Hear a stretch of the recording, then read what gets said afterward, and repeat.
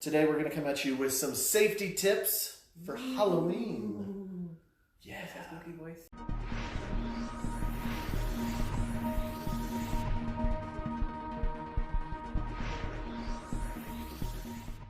This is one of my favorite holidays. I love Halloween.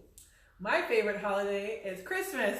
Yeah, we know. And anybody following her on Facebook knows about 300 days out of the year. It's only 8 weeks away. That's true. Just in case you didn't know. But for this chat, it's going to be Halloween safety tips for kids and adults. Yes. I'm going to be talking about adults, and Kristen's going to be talking about kids.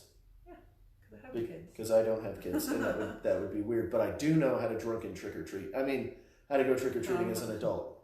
Oh yeah, well yeah. So do moms and dads. Oh, is that a thing too? Yes. Why do you think we keep doing it? What? Hi. So what's your first tip? All right. So first tip is be visible. With reflective tape on your kids' sacks or pumpkin, whatever you trick or treat with. Glow sticks, glow necklaces, like just glow it out. Do people not use pillowcases anymore? That's what we use. That's what I use too. Yeah, that's the way to go. Yeah, my kids have ones with handles because they're imps. So as an adult, whether you're with kids or not, I think one of the biggest tips you should have is to bring enough, whatever you're sipping on, whether it's hot chocolate or hot toddies, for everybody, because you want to get friendly with your neighbors, and maybe they hand out some candy, and in return get a little sip of your hot toddy. Is that a real drink, hot toddy? It is a real drink. Yeah, so Well, people drink. get a little. Oh, is it? So get a little friendly with your neighbors that way. I think is kind of cool. They also, if you're a female or just like to carry purses, you could have a larger purse and put some things in there. Oh, Trulies or something, maybe. Maybe. I mean, yeah, maybe. What's your next tip? All right, number 2, go in groups. Both because of that and because the kids can go to the door together, and you're better seen in numbers if you're walking on, like my neighborhood doesn't have sidewalks, so you're better seen in numbers if you're in a group. Safer.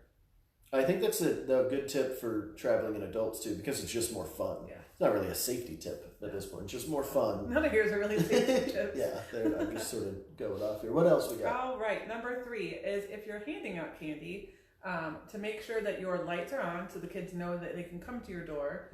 Have everything swept up so there's no tripping hazards or things like that. If you've got light cords, make sure they're kind of tucked away or that there's something on top of them so people can't trip over them. That's good, yeah.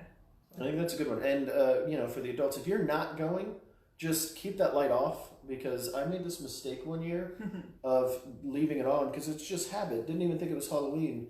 And I got a lot of door knocks at my door before I realized, oh, that's a thing. It's been so long since I've been trick-or-treating, I didn't think about it. So if you don't want people, turn all your lights off and hide inside. You're still going to get knocked on. I guarantee it happens every year. Well, the confusing one is when the garage lights are on, but the porch light is not on. So it's like, do we go? Do we not go? So yeah, if you're not handing out candy, just no lights whatsoever. Smart move. Yeah. What else we got? Number 4, if you have sidewalks in your neighborhood, stay on the sidewalks. Kind of easy. And if not, just stay to the side of the street. That way, because there will be, like even in my small neighborhood, people are still driving through. So it just makes it, again, a visibility thing, just a safety so that you don't get run over. I think maybe a flashlight would help in that situation too. That goes back to the glow sticks and stuff. Oh yeah, that's smart, yeah. And if you have a stroller, put, this is what I did one year, put all kinds of like glow stuff on it, or even if you have battery operated lights, that makes it even better. Oh, that's actually kind of cool. Yeah. You like deck out your ride, if you will. I like it. Yep. What else we got? All right, number 5 is don't eat the candy you find on the ground or if it's open. Kind of simple, but I feel like it does need to be said. I think just basically go through your kids' candy so that you can also know what the good stuff is. Yeah, and I think that's a good rule for you kids that are watching that are a little skeptical. When you hand all of your candy to your parents, I think it's a mom and dad tax. Yeah, it's a mom and dad tax. They're going to take what they want, right? Yeah. They're not actually checking to see if it's poisonous. It took me years to figure this out. We're figuring out who's got which kid has the best candy, right? So that we know which kid to bribe. Yeah, every single year, my mom used to go through it, and I'm like, man, she really cares about us. And then I found out when I was like 12, like, no, she's just going after the Whoppers because those were her favorite. Oh, those are my favorite. There's a reason we don't let you kids keep the candy in your bedrooms. Because we want access to it at night. Yeah. That's terrible. Yeah. Do we have any other tips? Have fun. Adults should review the Heimlich maneuver. Adults should review the Heimlich maneuver. Yes. Before going out, just in case you just in case somebody chokes on a gobstopper. That's actually a really good point, Monica, because last year there was an ambulance situation. We're not really sure. Like, we were literally going out, the kids were doing their thing, and we just heard screaming from this one house, and they're like, we're not handing out candy, just get out. And there's a bunch of adults, and I don't know if it was a choking thing, I don't know if it was a seizure, whatever it was, and an ambulance came racing down. So yeah, I think reviewing the Heimlich maneuver would be pretty good. Just a quick YouTube video. It will take you 3 minutes, and it might help save you or somebody on the street. So. And the only last one I do have, I just thought of this one, sorry.